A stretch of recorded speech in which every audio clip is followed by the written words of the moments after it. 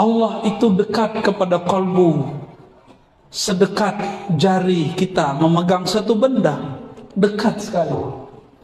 Bahkan Allah mengatakan wa nahnu aqrabu ilaihi min hablil warid, kami lebih dekat daripada urat nadi. Bukan di urat nadi, lebih dekat daripada itu.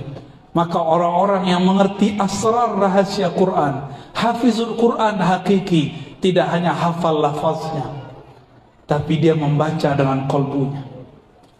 Saya melihat orang-orang yang sibuk hafal Quran, dia sudah menjadi sufi yang suka khalwat. Malam-malam dia sendiri baca Quran, asik. Ketika anak-anak muda seumuran kalian asik main game, dia asik baca Quran. Sudah menjadi seorang yang yahlu khalwatan, berkhalwat.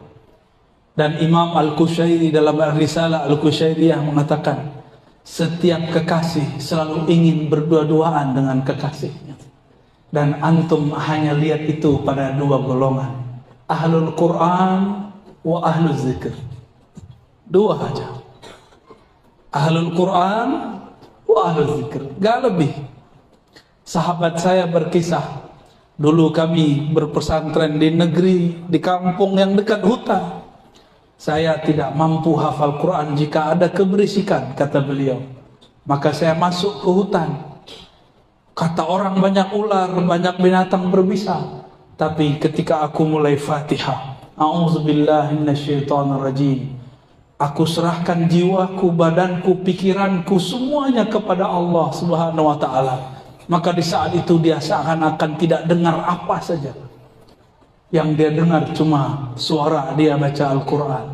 Dia tidak dengar kecuali Al-Quran. Itulah ahlul Quran. Ini yang disebut sahib. Sahib itu kemana-mana berdua. Kalau di kampung saya disebut konco, pelangking. Ada nggak di sini? Konco, temenan. Seperti aspal. Aspal itu lengket. Pelangkin kata mereka. Itu sahib. Sahib itu di mana ada dia, ada dia. Kemanapun dia pergi, dia membaca Quran. Seorang ulama tabi'in, Sufyan Ats-Tsauri, kalau dia berkendara, maka dia baca Quran. Jika dia berhenti, maka dia sholat. Maka dia khatam Quran seringnya di atas kendaraannya. Saya punya kakak kelas sama. Dia sering khatam Quran di atas motornya. Kalau turun dia langsung tasbih, dia langsung sholat. Tapi tidak pernah gabung dengan komunitas ahlul Quran. Dan tidak ada yang tahu kalau dia ahlul Quran kecuali orang-orang dekat dengan beliau. Lagi naik motor kita lihat teman kami. Jika ada orang nyalip dia gak marah, silakan. Karena dalam Al-Quran dikatakan fasbir, bersabarlah, sabar yang bagus. Dalam terusan hadisnya, fa innahu ya'ti yaumal qiyamati syafi'an li sahibihi. Barangkali lafaz ini yang mengeluarkan judul ini.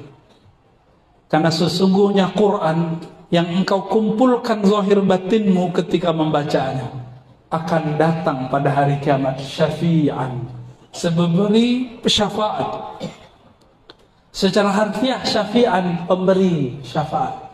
Tapi secara lughatan syafi'an berarti yang menggandakan bantuan. Yang menggandakan bantuan. Tapi saya mau tanya, sebenarnya siapa yang datang? Apakah Quran datang mushafnya? Quran datang kepada sahibnya. Apakah huruf-huruf datang? Apa maksud hadis ini? Itulah jawaban Sayyidatuna Aisyah. Ketika Sayyidatuna Aisyah radhiyallahu taala anha ditanya, bagaimanakah akhlak baginda Rasulullah sallallahu alaihi wasallam? Apa kata beliau? khuluquhul Quran.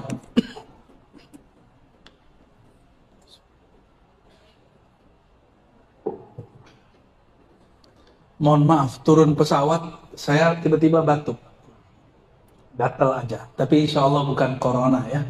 Kalau corona saya sudah tepar ya. Biasa, udah lama nggak naik pesawat 2 jam. Lupa minum, ya salam. Apa kata Sayyidatuna Aisyah? Khuluquhul Quran. Khuluq, apa arti khuluq? Apa beda khuluq dengan khalq?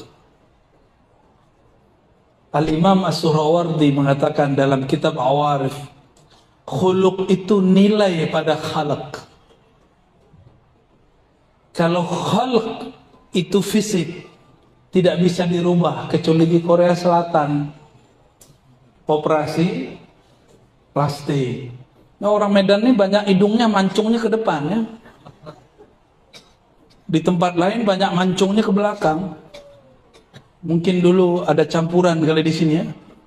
Wallahu a'lam. Jadi nggak perlu. Tapi perempuan di Perancis hidungnya terlalu mancung, badannya pendek. Orang Perancis itu nggak terlalu tinggi, standar aja. Hidungnya terlalu mancung. Mereka kalau operasi plastik, hidungnya dikurangi. Seharusnya kakak-kakak ini minta hidungnya orang Perancis ya. Jadi khuluq itu adalah qimah, nilai yang ada pada khalq. Nilai yang ada pada bentuk tubuh. Mau nggak Abuya duduk bersama orang yang gagah tapi mulutnya kasar? Sabar nggak? Nyaman nggak? Nggak nyaman. Kita duduk, orangnya pakai baju kaos, tatoan, antingan, tapi kalau ngomong lembut, kita mikir, lah, tampang garang, kolbu lembut. Kita nyaman ngobrol. Disitulah ceritanya, kenapa ada satu kiai, biasanya punya teman preman. Karena si preman ini ternyata punya sisi kelembutan. Ya. Jadi nanti kalau ada yang ngaji pakai tatoan, terima aja. Ya, terima aja semua. Mau dia antingan, mau tatoan, terima. Karena Allah pandang kalbunya. Ya, lama-lama itu insya Allah berubah. Ya. Jika Rasulullah akhlaknya Quran, nilainya Quran, berarti beliau siapa? Fahuwa haqiqatul Quran. Rasulullah hakikatnya Al-Quran. Jadi ketika disebutkan ya'ti, datang pada hari kiamat kepada sahibnya, syafi'an lahu, memberi syafaat, itu adalah Rasulullah sallallahu alaihi wasallam. Jadi yang datang itu nanti Rasulullah. Jangan pisahkan Al-Quran dari Rasulullah sallallahu alaihi wasallam. Maka dalam hadis Imam Muslim, Tirmizi, Ahmad disebutkan nanti di hari kiamat yu'ta bil Quran yaumal qiyamah wa ahlihi bima kanu ya'maluna bih. Nanti didatangkan Quran pada hari kiamat dan ahlinya. Ahlinya berarti keluarga. Maka disebut keluarga. Keluarga harus ada nasabnya.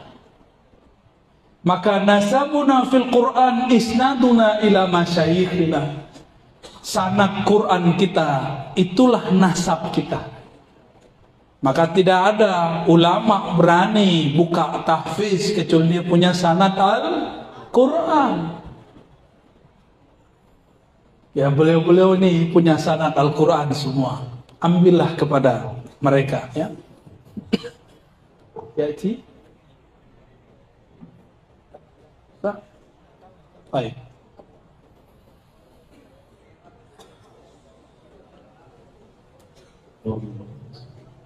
Marhaban.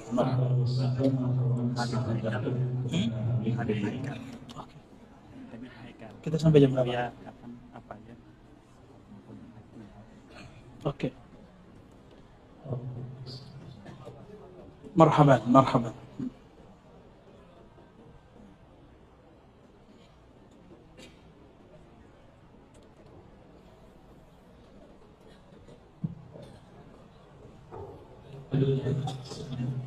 Baik. Jadi siapa yang datang nanti hari kiamat? Huruf Quran atau hakikatul Quran? Hakikatul Quran wa huwa sayyiduna Muhammad sallallahu alaihi wasallam. Kita sering dengar yang menurunkan Quran adalah Sayyidina Jibril. Benar ya? Tapi ayat tadi ngomong apa?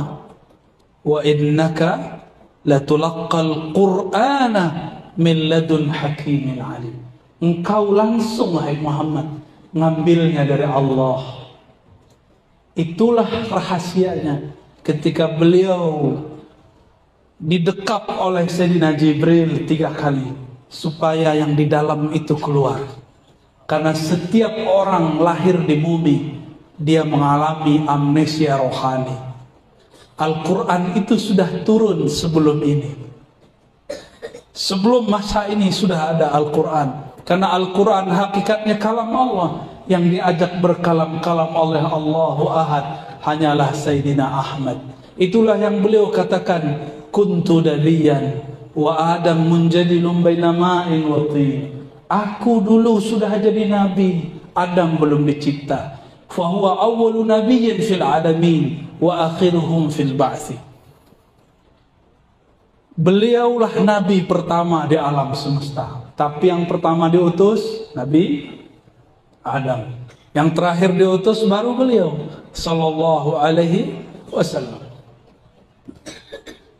Maka berkalamlah Allah kepada Sayyidina Adam dalam hadis Imam Hakim, riwayat yang sahihul isnad. Tapi bagi yang tidak suka ilmu Nur Muhammad mengatakan ini dhaif dan palsu. Padahal ini hadisnya sahih. Apa kata Allah tabaraka wa taala kepada Sayyidina Adam alaihi salam? Laula Muhammad ma khalaqtuka ya Adam. Kalau bukan karena Muhammad, aku tidak ciptakan engkau wahai Adam. Muhammad itu ciptaan zahirnya, tapi Ahmad adalah hembusannya. Maka hembusannya sudah ada, tapi ciptaan Muhammad bin Abdullahnya terakhir dikeluarkan. Makanya lafaz yang dipilih oleh pengarang kitab Maulid Syarafil Anam, Syekh Sayyid Al-Barzanji, beliau lafazkan dengan abraza. Benar ya? Luar biasa, terima kasih kepada Allah yang telah abraza, mengeluarkan buruz, izhar, menampakkan yang tadinya tidak tampak sekarang menjadi tampak. Itulah Sayyidina Nabi sallallahu alaihi wasallam. Karena hakikat Rasulullah itu hakikatul Quran, darahnya tidak najis, air ludahnya tidaklah bau. Karena beliaulah Quran, Quran itu sirajun munira. Ketika ada cahaya matahari, sinar matahari mengenai beliau, itu pun cahaya matahari kalah. Nurun ala nur. Beliaulah nur yang di atas semua nur yang ada. Inilah rahasianya kenapa baginda Rasulullah SAW tidak ada bayang-bayangnya. Bukan hanya karena ada awan, tapi karena beliaulah nurun ala nur. Sesekali hal ini dibukakan Allah, dikasyafkan Allah kepada Sayyidatuna Aisyah. Sayyidatuna Aisyah mengatakan, ketika baginda Nabi SAW masuk ke kamarku hujrati, mukanya bercahaya memenuhi semua sudut ruangan. Beliaulah nur, beliaulah al-qamar, beliaulah al-badr, sallallahu ala sayyidina Muhammad.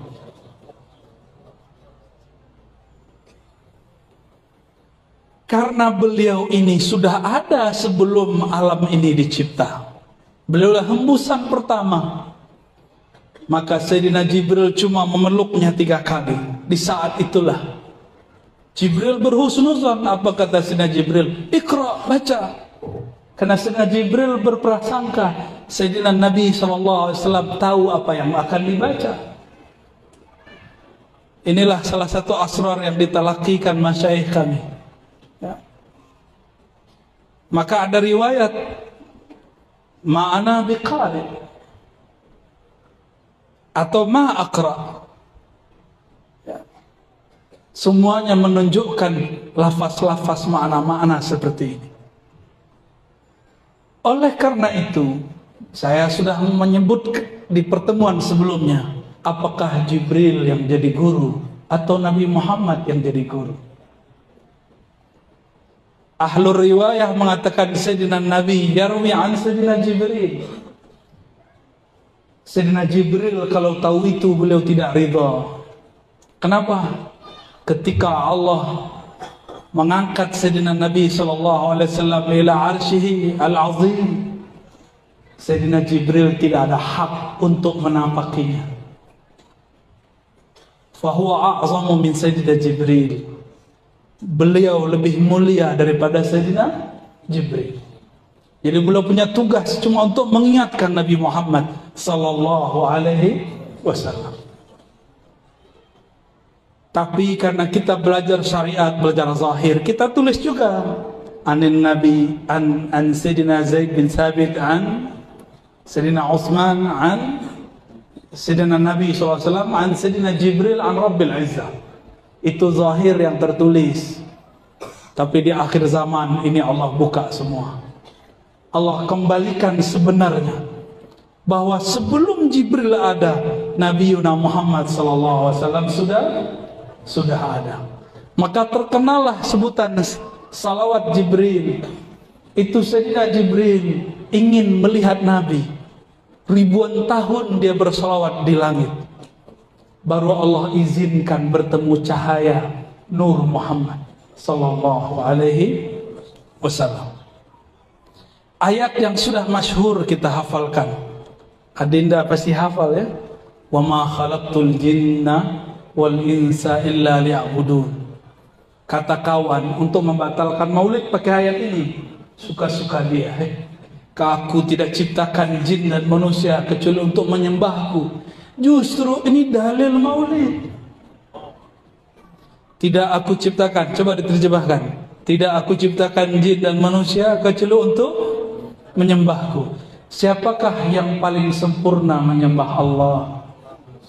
Sayyidina Nabi SAW. Salatnya khusyuk nggak? Yang pakai serbannya khusyuk nggak? Khusyuk apa khusyuk? Masih main sikut? Ya? Lapas. Karena yang paling sempurna cuma Rasulullah SAW. Kita nih seperti anak-anak yang sedang belajar khusyuk. Apa kata Nabi? Aku seperti walidukum. Nabi ngomong kepada sahabat. Itu sahabat tua-tua. Jenggotnya Masya Allah, badannya kekar-kekar. Sudah beruban sebagian. Itu Nabi ketika mau sholat, mereka dirapikan satu-satu seperti anak kecil. Dan mereka itu kalau Nabi sholat ngelirik-ngelirik. Itu lagi sholat, itu sahabat yang sudah tua. Jadi kalau anak-anak ini agak nakal-nakal dikit, mohon dimaklumi ya Bu ya. Nggak apa-apa, tapi ini bukan pembenaran ya. Nggak matanya melirik, kolbunya melirik dunia. Iltifat ila ma siwallah. Allah kan mandang kolbu. Masa lagi sujud masih ingat selain Allah? Masa lagi baca Quran masih ingat selain Allah? Jadi kita ini baru belajar sholat. Jadi kalau ketemu orang belum sholat, jangan sok-sokan. Siapa tahu besok dia sholat dan sholatnya khusyuk. Jangan bangga dulu. Siapa tahu sholat kita ini tidak diterima oleh Allah Subhanahu wa Ta'ala. Ini ayat surat Zariyat. Illa liya'budun, kecuali jin manusia itu menyembahku, agar mereka menyembahku. Dan siapakah yang mengajarkan menyembah Allah? Sayyidina Nabi sallallahu alaihi wasallam. Sayyidina Ibnu Abbas, saya sering sebut ini dalam beberapa keadaan kejadian. Beliau mengartikan, begitu juga muridnya Al-Imam Mujahid, ulama tabi'in. Ya'budun ay ya'rifun Allah. Mereka mengenal Allah Subhanahu wa ta'ala. Maka kalau diterjemahkan ulang, tidaklah aku ciptakan jin dan manusia kecuali untuk mengenal aku. Kalau sudah kenal baru bisa menyembah. Masa kita menyembah sesuatu yang kita tidak kenal? Jadi ayat ini dalil tentang Nabi bukan? Yang paling kenal Allah siapa? Kata Nabi SAW, dua riwayat, ana atqakum, di riwayat lain ana a'lamukum billah, dua riwayat. Akulah yang paling mengenal Allah di antara kalian. Itu Nabi Muhammad SAW. Jadi ayat ini sedang bercerita tentang Nabi. Tidaklah aku ciptakan jin dan manusia kecuali agar ada sosok yang betul-betul menyembahku secara sempurna. Itulah baginda Nabi Muhammad sallallahu alaihi wasallam. Itulah rahasianya kita buat maulid. Itulah rahasianya kita baca syair madaih nabawiyah. Semoga Allah Subhanahu wa taala menerima kita sebagai umatnya. Ada kebahagiaan saya dalam hati. Dulu kita tidak pernah berdoa. Sayyidina Musa pernah berdoa. Apa doa mereka? Ada beberapa nabi. Ya Allah, jadikan kami umat Nabi Muhammad. Ada yang pernah doa dulu? Gak ada. Tapi Allah jadikan kita umat Nabi Muhammad sallallahu alaihi wasallam. Ridho nggak? Walaupun ada pandemi 1000 kali lagi tidak masalah. Yang penting kita terlahir sebagai umat Nabi Muhammad sallallahu alaihi wasallam. Jazallahu anka ya Sayyidana ya Rasulullah. Yakfi. Jadi kesimpulan kajian kita pada sore ini, Abu ya, sahibul Quran mungkin biasa diterjemahkan penghafal Quran. Itu betul makna pertama. Tapi sahibul Quran, sahib adalah yang paling kenal hakikat Quran. Maka sahibul Quran yang mengenal hakikat Quran yaitu Nabi Muhammad sallallahu alaihi wasallam. Dan salah satu orang yang kenal Nabi Muhammad adalah aktsaruhum salatan alayya, yang paling banyak bersolawat kepada baginda Nabi Muhammad sallallahu alaihi wasallam. Dengan ini ahlul Quran terbagi, satu penghafal, satu pengamal, ada dua. Yang ketiga kalau ditambahkan al-ulama, meskipun mereka tidak hafal 30 juz, tapi mereka menghafal makna-makna di dalam Al-Quran. Mereka juga disebut sahibul Quran. Ya, ada tiga ya. Satu, penghafal. Yang kedua, pengamal. Karena hadis tadi mengatakan bima kanu ya'maluna, dengan apa yang mereka amalkan. Maka ada datang surat Al-Baqarah, surat Ali Imran, surat Al-Ikhlas, sudah pasti ya, makanan kita sehari-hari ya.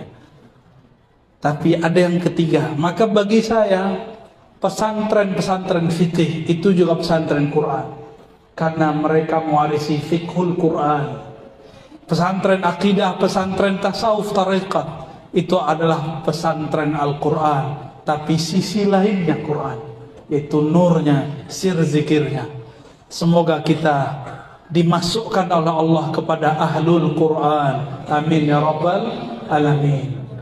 Mungkin demikian dari kami Al-Fakir. Mohon maaf para masyayikh habibna, mungkin saul adab kepada antum ya. Dan kalam ini tidak kami alamatkan kepada para masyayikh, tapi kami alamatkan kepada para santri. Para masyayikh sudah a'lam minna bikathir wa aqdam minna fil ilmi wad darajah wal fadl wa kullu syai' mimma fadala Allah iyyakum.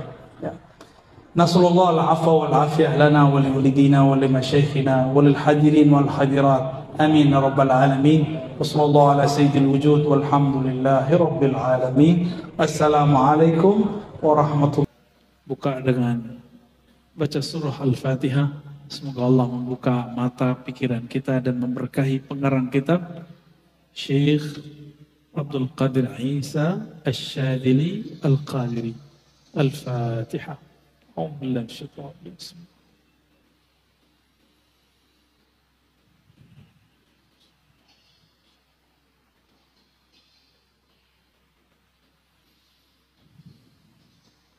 Baik.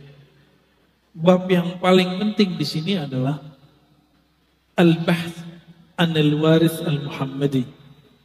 Mencari waris Nabi yang berhak menjadi mursyid. Jadi mursyid itu siapa? Gitu ya. Bukan orang yang sekedar dapat ijazah.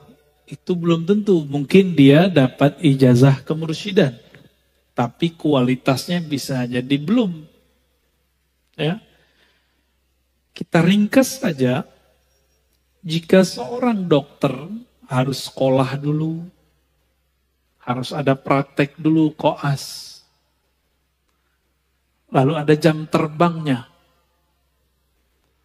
Dokter yang sudah lama berbeda kualitasnya dengan dokter yang baru. Benar gak?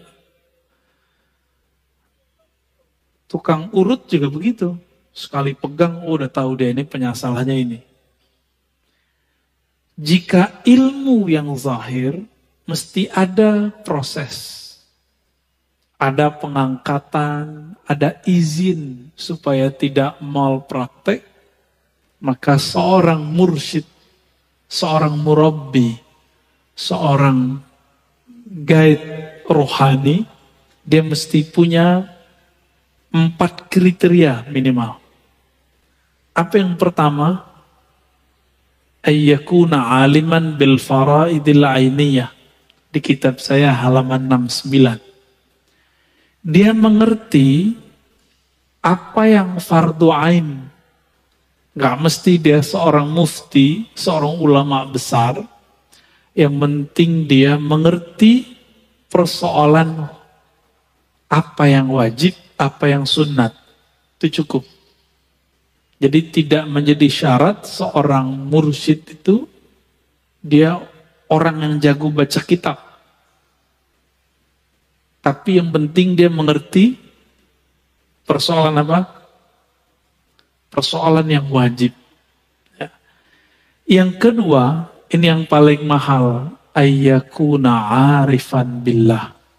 Mursyid itu harus tahu mengenal arif kepada Allah. Harus punya ilmu ma'rifat. Mursyid ini ibarat sopir bus. Kalau nggak tahu jalan gimana?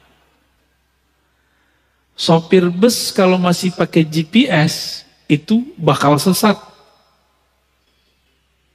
Tapi kalau sopir busnya GPS sudah di dalam dadanya, mau tersesat, dia bilang, tenang, ada jalan lain. Dia bisa buat jalan sendiri. Itu mursyid. Karena dia arif. Dia mengenal Allah Subhanahu wa ta'ala. Allah itu sempit atau luas, Pak? Allah wasi'. Apa arti wasi'?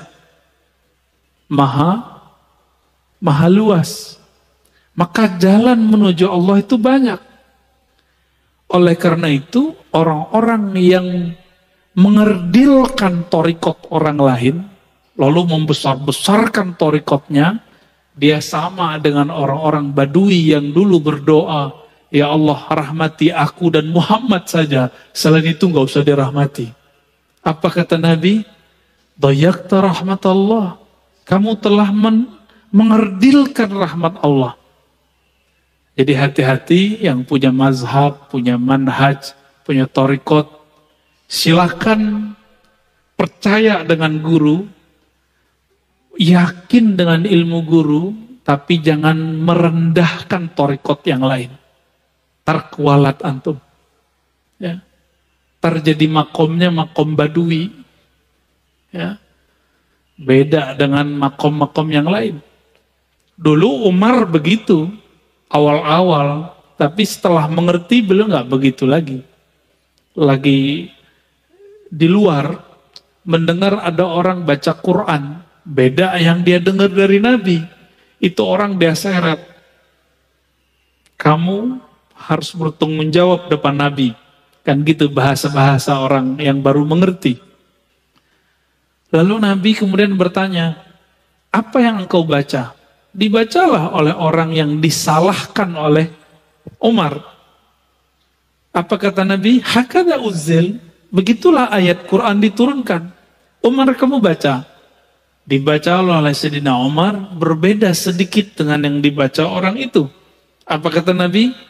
Begitu juga diturunkan. Umar jadi faham bahwa jalan kebenaran itu banyak. Jadi jalan kebenaran itu luas, Pak. Namun iklan kecap nih bahaya ya. Hati-hati. Malu-maluin, sesama torikot, sesama sufi, saling hantam menghantam. Malu-maluin, ya. Ayyakuna khabiran bitara'iq tazqiyatin nufus wa wasaili tarbiyatiha. Mengerti metodologi praktek pembersihan jiwa. Bukan hanya hafalan. Ini kan saya baca hafalan. Ini sebenarnya saya baca kitab begini. Ada dua hal Bapak, Saudara yang maka Allah. Pertama biar saya nggak ngantuk.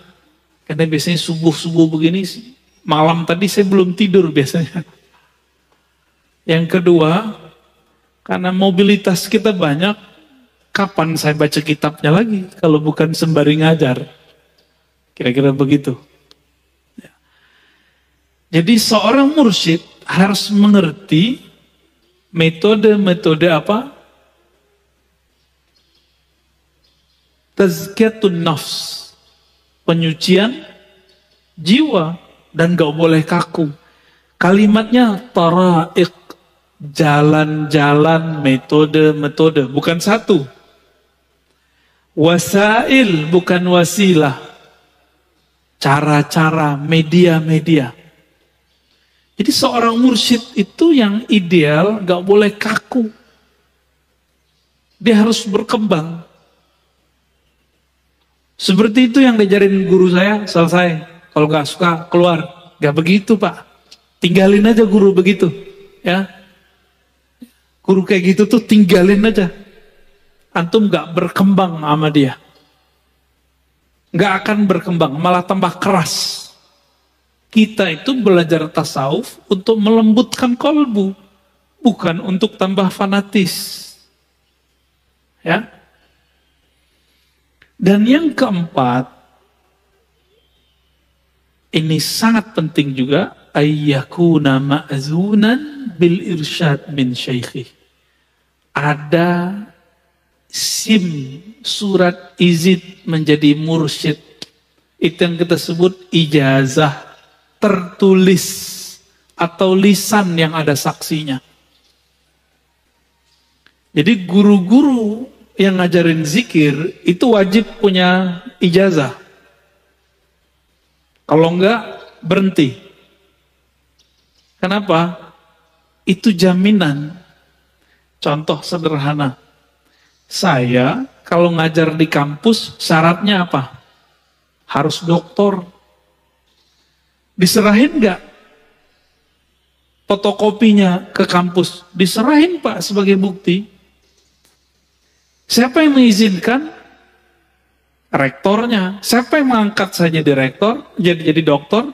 Rektor di kampus saya dulu.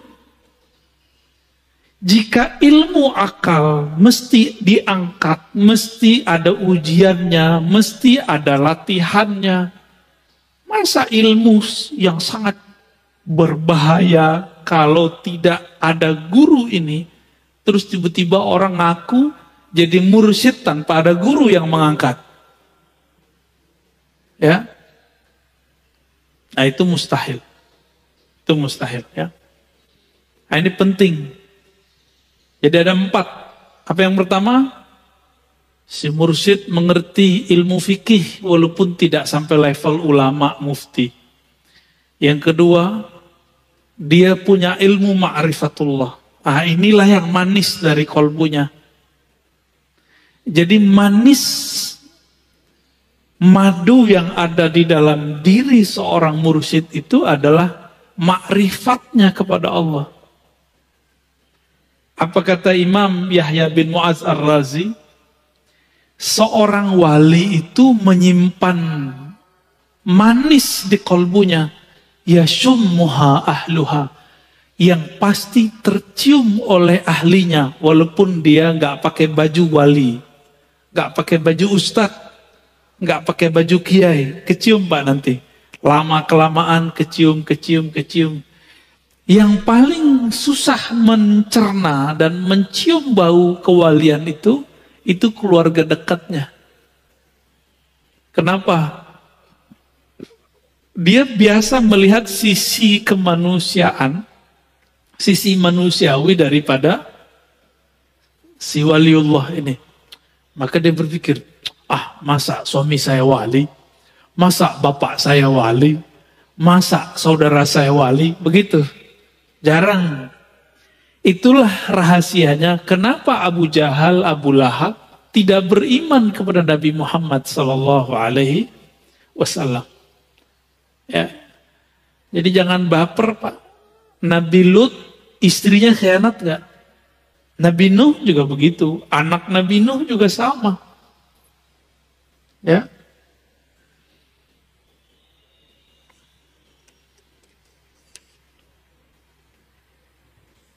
Nah, ini kriteria mursyid. Nah, dari mursyid yang seperti ini, antum baru mengambil kontrak belajar dengannya yang kita sebut bayat. Tapi saya dalam kajian-kajian sebelumnya sudah mengatakan bahwa bayat dalam artian sumpah setia abadi itu cuma milik Imam Mahdi di akhir zaman ini, bukan mursyid.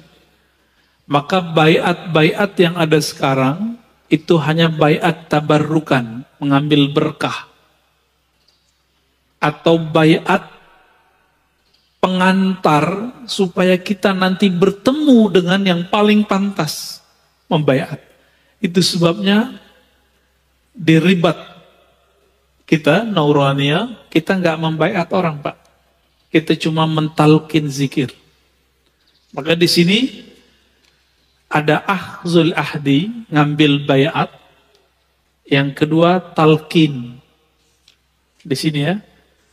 Nah, untuk pengambilan bayat dalam tradisi kami sudah kami hapus.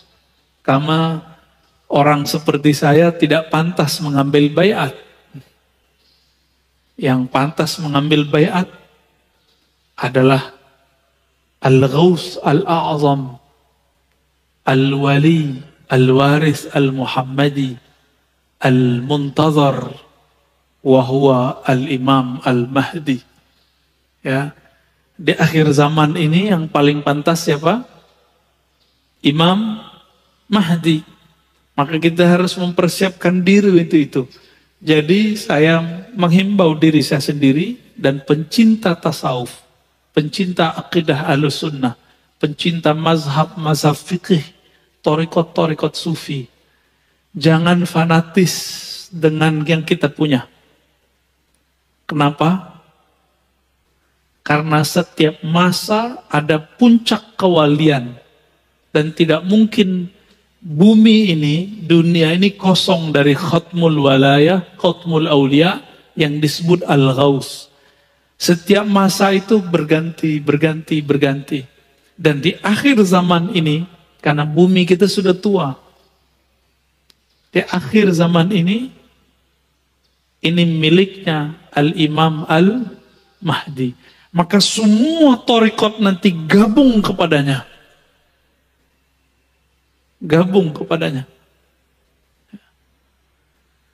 Jadi sekarang kita pakai torikot itu cuma wasilah supaya rohani kita terjaga. Harapan kalau umur panjang nggak mati karena COVID, Pak. Ya, kita bisa berjuang bersamanya. Tapi kan sosok beliau Allah rahasiakan. Gak mungkin ember di YouTube. Kan ada yang ngaku Mahdi dengan mimpi-mimpinya, diyakini oleh pengikutnya sebagai Imam Mahdi. Ada yang datang juga kepada saya, ada yang lewat WA, ada yang Mahdi main di IG Pak, main Instagram.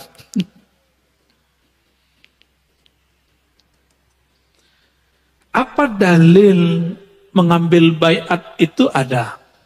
Itu ternyata di Quran ada. Dulu semua mursyid kalau ngambil talqin zikir dan baiat itu bacakan ayat ini. Surat Al-Fat ayat 10. A'udzubillahi minasyaitonirrajim. Innal ladzina yubayyi'unaka. Sesungguhnya orang-orang yang mengambil sumpah setia kepada engkau wahai Muhammad. Karena Nabi Muhammad sudah wafat, pewarisnya sampai ke mursyid yang ada. Innama yubayyi'unallah. Mereka sebenarnya sedang mengambil sumpah setia kepada Allah. Jadi mursyid ini harus tahu jalan kepada Allah. Sehingga tangan dia terkoneksi dengan yadullah. Kita nggak usah terjemahin yadullah. Apa arti yadullah? Tangan Allah. Terantum bayangin lagi tangan. Bukan. Kita serahkan maknanya kepada Allah. Yadullah fawqa aydihim. Yadnya Allah di atas tangan mereka. Ya, terus sampai akhir ayat. Ya. Ini dalil bahwa baiat itu ada di Quran, ada di hadis. Nah, dalam hadis Nabi SAW, Nabi SAW kadang membaiat perorangan, kadang membaiat jamaah. Ada yang menarik, Nabi itu sebelum hijrah itu sudah baiat Khadijah, baiat Ali, baiat Abu Bakar. Itu udah dibaiat semua tuh. Berarti perorangan. Lalu dalam perkembangan ada baiat yang dilakukan di rumah Baitul Arqam. Berarti ada macam-macam baiat. Ada periodik. Setelah itu berkembang, datang utusan dari Madinah 12 orang. Itu baiat Aqabah pertama. Karena tempat baiatnya di Aqabah. Diam-diam itu Pak. Diam-diam walaupun kemudian menyebar. Lalu baiat Aqabah kedua sekitar 70-an orang. Nanti Al-Imam Al-Mahdi mungkin juga sudah akan melakukan proses ini. Sebelum dia muncul, diislah oleh Allah, itu akan terjadi proses ini. Sebelum puncaknya nanti ada baiat di Masjidil Haram, di Mekah, di belakang Rukun Yamani. Yaitu di belakang Maqam Ibrahim. Di situ ya. Atau antara Maqam Ibrahim dan Rukun Yamani. Di situ nanti ada baiat. Siapa yang membaiat beliau? Disebut mereka pewaris Ahlul Badar. Jumlahnya sekitar 313. Itu yang gelombang pertama yang besar. Nanti akan terus datang dari mana.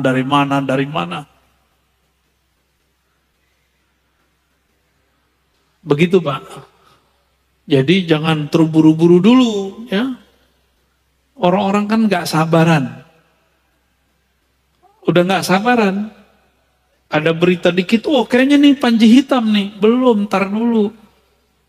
Masih ada space. Covid-nya belum beres kok. Ya enggak? Baik. Berarti ada baiat fardi, ada baiat jama'i. Baiat arti baiat sumpah setia. Yang berhak ya Rasulullah. Ar-Razi nggak berhak Pak. Ya, aneh nggak pantas. Siapa yang pantas? Mursyid. Mursyid itu cuma ngambil berkah. Ngambil berkah aja mursyid. Kecuali mursyid dia bisa membawa murid kepada Allah. Silakan antum ngambil baiat orang.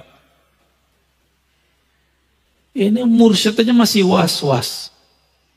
Sholat aja belum khusyuk, hati aja masih banyak dengkinya, masih banyak ghaflahnya, ngambil baiat orang.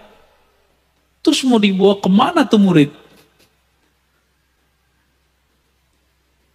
Maka saya mengajak diri saya sendiri dan antum, mungkin di luar sana yang praktisi tarekat, ya ukur-ukurlah diri, hasibu anfusakum qabla an tuhasabu.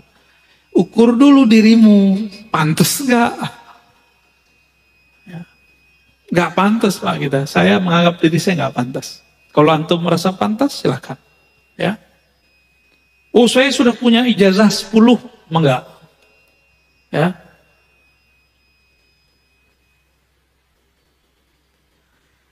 Lalu paket baiat itu biasanya ada perjanjian. Akan begini, akan begitu, akan begini, akan begitu ya. Intinya sebenarnya adalah sumpah setia, syahadat kepada Allah, syahadat kepada Rasul. Itu dia. Jangan ditambah-tambahin Pak. Ini ada yang asyhadu la ilaha illallah, asyhadu Rasulullah, anna mursyidi waliullah. Nah, ini nambahin namanya. Ini udah mulai muncul nih. Ya. Udah mulai muncul. Dulu di Jiran itu ada namanya Darul Arqam. Itu difatwakan sesat di sana karena dia syahadat asyhadu Allah, asyhadu Rasulullah wa anna fulan waliullah. Itu. Walaupun sebenarnya itu tidak merusak syahadat pertama dan kedua, tapi bagi orang-orang yang sensitif itu dianggap menambah-nambahkan. Ini saya dengar beberapa thariqat sudah mulai begitu. Kecuali mursyidnya kutub. Bukan kutu kupret Pak. Ya, kutub. Wali kutub boleh. Kalau wali kutub, pasti kutub yang lain tahu. Ciri-cirinya, orang ini disepakati kewaliannya oleh para wali. Karena wali mengerti siapa wali.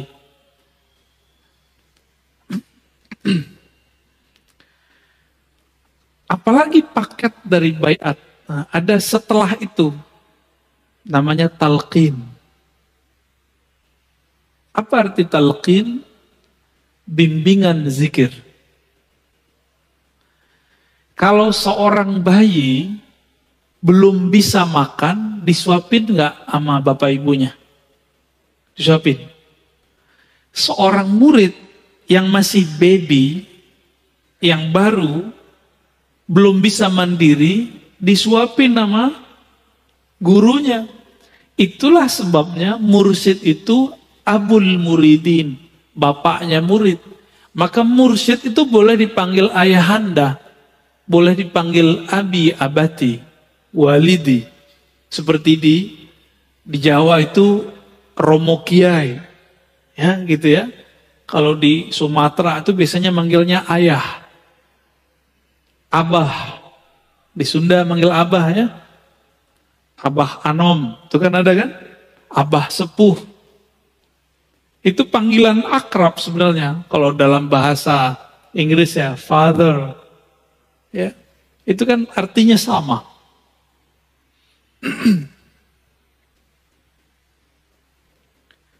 Jadi talqin ini perlu. Nah, seorang mursyid nggak mungkin langsung mentalkin. Dia lihat dulu istiadat ruhiyah si murid. Kesiapan murid. Ada murid yang bisa langsung dikasih talqin, ada yang tidak. Kenapa? Talqin itu ibarat kita nanam biji atau nanam padi. Ini orang kota semua ya, pada nggak ngerti kali ya. Kalau saya dulu pernah nanam padi sawah. Itu sebelum sawahnya ditanamin, bekas panen sebelumnya, tanahnya keras nggak? Diapain? Dibajak dulu, Pak. Membajak sawah sebelum ditanami, itu namanya prakondisi talqin. Itulah fungsi tazkiyatun nafs. Jadi tazkiyatun nafs itu paketnya sebelum talqin, saat talqin, setelah talqin. Seorang murid, kolbu dia itu seperti sawah, gersang. Harus dicangkul dulu, dibajak dulu, dibajak, sampai lembut.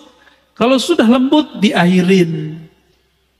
Sudah diairin, lalu benihnya ditanamin atau tancepin. Itulah talqin. Jadi apa arti talqin? Menancapkan biji kalimah tauhid ke dalam kolbu murid. Itulah yang dimaksud dalam surat Ibrahim. Syajaratun thayyibah, kalimatun thayyibah. Ya, bahwa kalimat yang indah itu, kalimat yang bergizi ini, la ilaha illallah, itu ditanam dalam kolbu murid. Dia seperti pohon.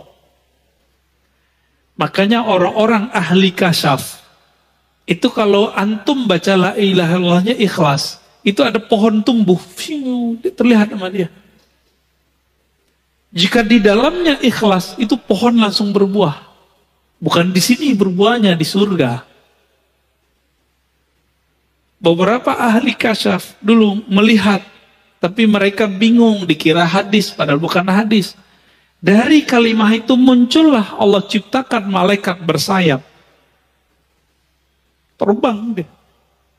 Ada juga yang melihat begitu, dikira hadis Nabi. Bukan, itu bukan hadis Nabi. Itu kasyaf. Visualisasi yang terlihat oleh orang yang kolbunya sensitif. Ya, kalau nggak punya ilmunya jadi halu. Hati-hati Pak ya. Jadi perlu nggak talqin zikir?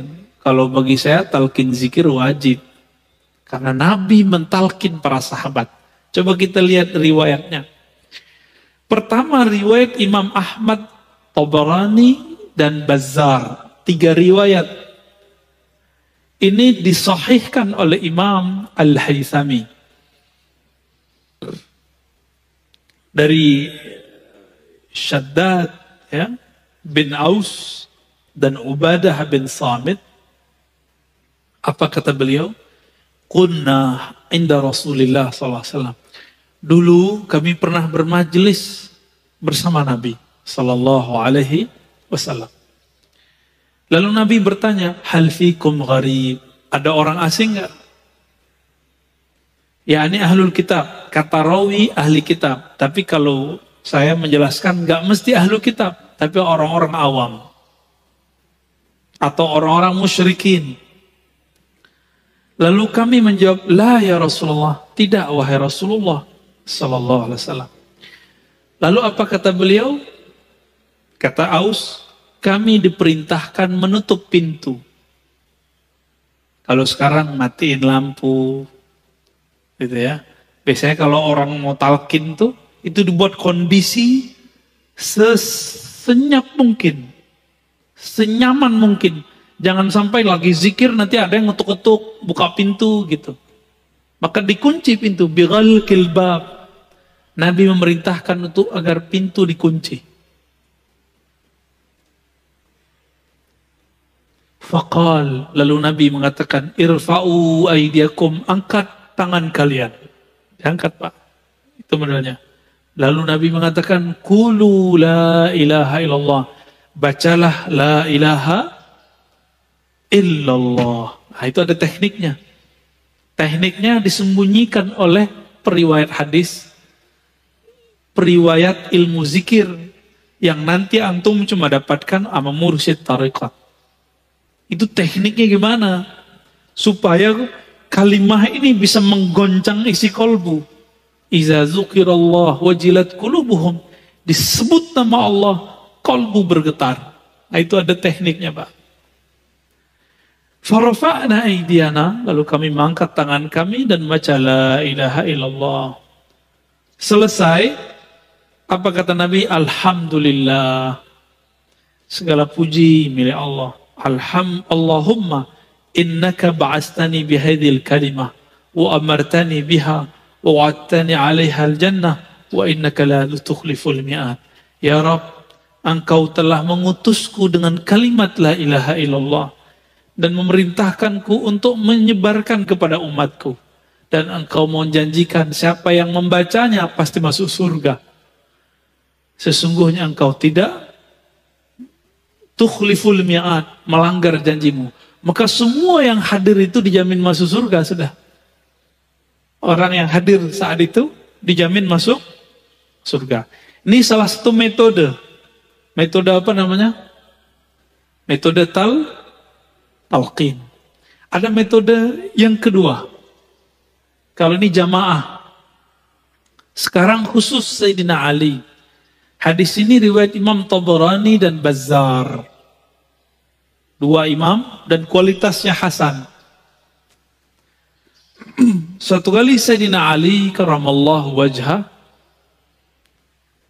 bertanya kepada baginda Nabi SAW. Apa kata beliau? Ya Rasulullah, dullani ala aqrabit turuqi ilallah. Tolong tunjuk ajar aku jalan terdekat menuju Allah. Jadi kalau kayak sekarang ini banyak yang nanya, Ustaz, Buya, Kiai, itu kalau nanya ke ulama, gimana cara cepat kenal Allah? Sama, Sayyidina Ali nanyanya begitu. Jadi boleh nggak nanya begitu? Bukan boleh lagi, Pak, diharuskan. Zaman udah begini, ya. Covid menyerang kapan saja, maka kita harus siap dengan ma'rifatullah. Apa jawaban Nabi? Oh, dia tambahin, wa ashaluha ala ibadih, cepat, ringan. Enak ya? Cepat tapi jangan berat. Itu sukanya antum kan? Kalau antum kan nggak mau disuruh puasa 40 hari kan nggak mau. Melek 20 hari kan nggak mau. Disuruh zikir 70.000 kali kan nggak mau. Maunya yang paling cepat, paling mudah. Wa afdaluha indahu, dan lebih afdal di sisi Allah Subhanahu wa ta'ala. Jadi 3 sekaligus, lebih dekat, lebih ringan, lebih tinggi di sisi Allah. Ini pinternya Sayyidina Ali kalau nanya. Apa kata Nabi? Alaika bimudawamati dzikrillah sirran wa jahran.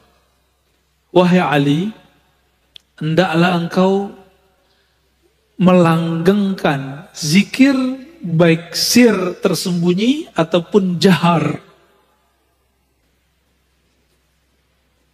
Gimana Pak? Melanggengkan itu gimana? Setiap pada sholat kah? Pagi sore kah? Terus. Ada target-targetnya. Apa jawaban Sayyidina Ali? Ya Rasulullah, qulun nas zakiruna fa khussani bi syai'. Kalau itu semua orang juga tahu. Tolong beri dong yang spesial. Mumpung mantunya Rasulullah ya. Apa kata Nabi? Afdalu ma qultuhu ana wan nabiyyuna min qabli la ilaha illallah.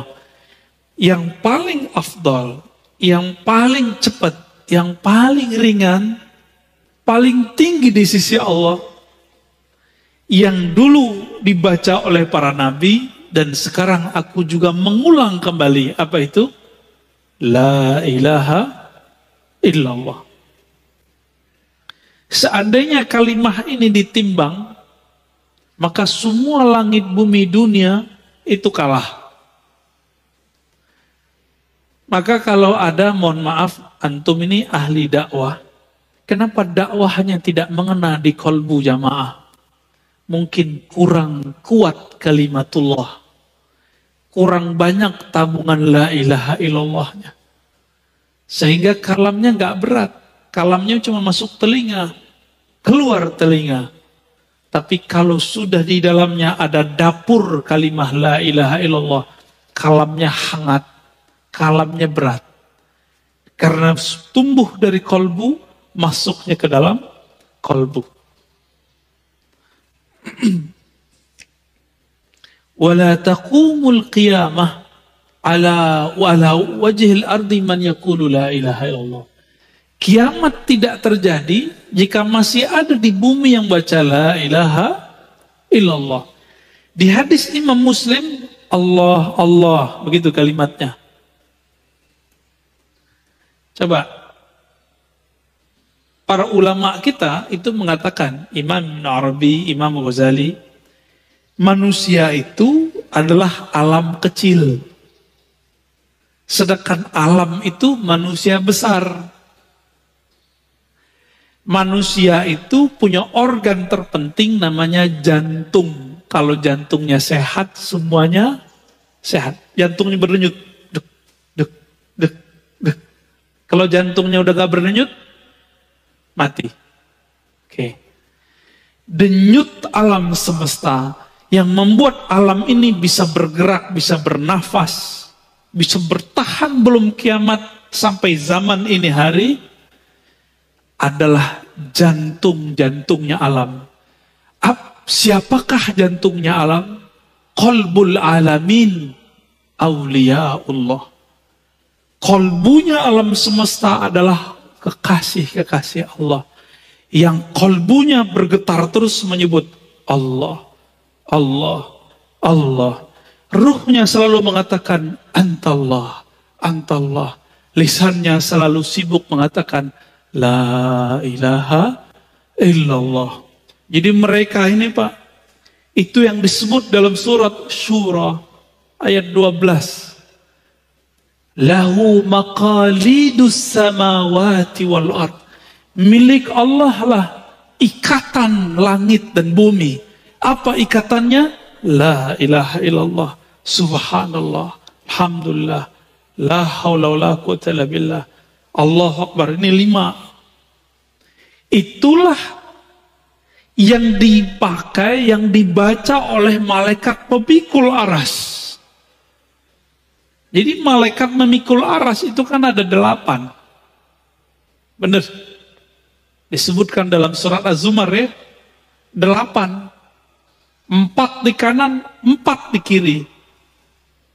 Itu zikirnya tadi. Lalu yang kelima, la haula walanya sama siapa? Itu ada pada qalbu wali. Kalau walinya mati, atau sudah nggak ada yang baca kalimah itu di bumi, itu tiang aras goyang. Itulah kiamat. Jadi nggak usah khawatir dulu, kiamat masih bisa diundur. Cuma ngundurnya nggak tahu Pak, bisa lama apa bisa cepet. Ya, saya ulangi. Kolbu, jantung itu organ terpenting tubuh manusia, benar? Kalau jantung rusak nggak tubuh? Jantungnya alam semesta siapa? Aulia Allah. Ini dia. Hadis sahih riwayat Imam Muslim, la taqumus sa'ah hatta la yuqalu fil ardi Allah, Allah. Tidak terjadi kiamat, kerusakan terbesar di alam semesta sampai tidak ada di bumi yang membaca Allah, Allah. Yang baca Allah, Allah lisan atau kolbu? Lisan atau kolbu? Sebenarnya lisan ini menerjemahkan isi kolbu. Jadi intinya ada pada kolbu.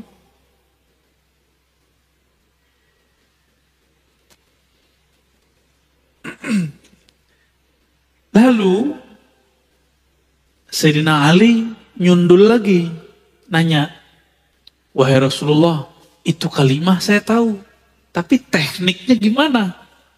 Itu pertanyaannya. Mumpung sama Nabi, berdua sama Nabi beliau. Apa kata Nabi? Ghammid ainaik wasma' minni la ilaha illallah.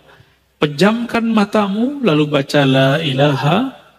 Wah, ini teknik talqin dalam thariqah. Maka dalam semua thariqah sufi itu mata mesti dipejam Pak kalau zikir. Itu bukan tidur. Jadi antum kalau pergi ke zawiyah-zawiyah, surau-surau, pesantren zikir, mereka merem itu bukan lagi tidur Pak. Merem itu lagi zikir. Cuma kalau yang di sini merem beneran tidur ini. Mau tidur kan? Gak apa-apa, biarin. Itu lagi programming.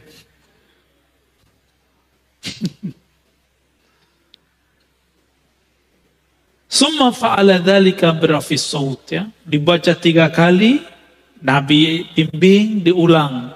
Berapa kali? 3 kali. Birafis saut, dengan suara yang tinggi. Inilah dalil bahwa talqin boleh dengan suara keras. Ya. Sedangkan yang tadi dalil kalau talqin suaranya agak lirih, pelan. Ya. Maka tidak ada thariqat sufi kecuali lewat jalur Sayyidina Ali. Dan itu ahlu sunnah. Kenapa? Karena Nabi pernah mengatakan, Ana madinatul ilmi wa aliyun babuha. Aku adalah kota ilmu, Ali pintunya. Maka tidak ada thariqat di dunia, thariqat zikir kecuali lewat Sayyidina Ali. Hatta Naqsyabandi itu jalurnya 2. Abu Bakar As-Siddiq, Sayyidina Ali radhiyallahu taala anhuma ajma'in. Ya. Ini masih banyak nih metode-metode zikir yang ada di dalam kitab ini ya. Lalu apakah talqin atau baiat itu khusus buat laki-laki? Tidak, juga perempuan. Karena waktu baiat Aqabah itu perempuan ada yang hadir. Apakah khusus dewasa? Tidak, boleh anak kecil. Kalau anak kecilnya siap. Bahkan anak kecil itu kalau dalam ilmu neurologi, gelombang otaknya itu bukan beta, tapi theta. Maka anak kecil ini gampang dibawa zikir. Gampang ya, lebih cepat mereka Pak daripada kita.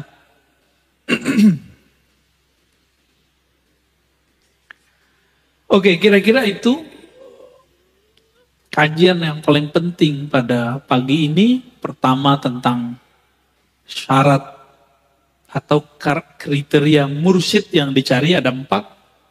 Kemudian apa yang kita ambil dari mereka? Saya mengatakan ada baiat, ada talqin. Namun di akhir zaman kalau ada baiat itu cuma tabarukan, ngambil berkah. Ngambil berkah aja. Jadi boleh nggak seorang mursyid ngambil baiat? Boleh, silakan, tapi tabarukan. Dalam hatinya harus mengatakan yang berhak ini adalah pewaris tunggal Nabi, yaitu Al-Imam Al-Mahdi. Dia cuma naib aja, cuma wakil. Ya.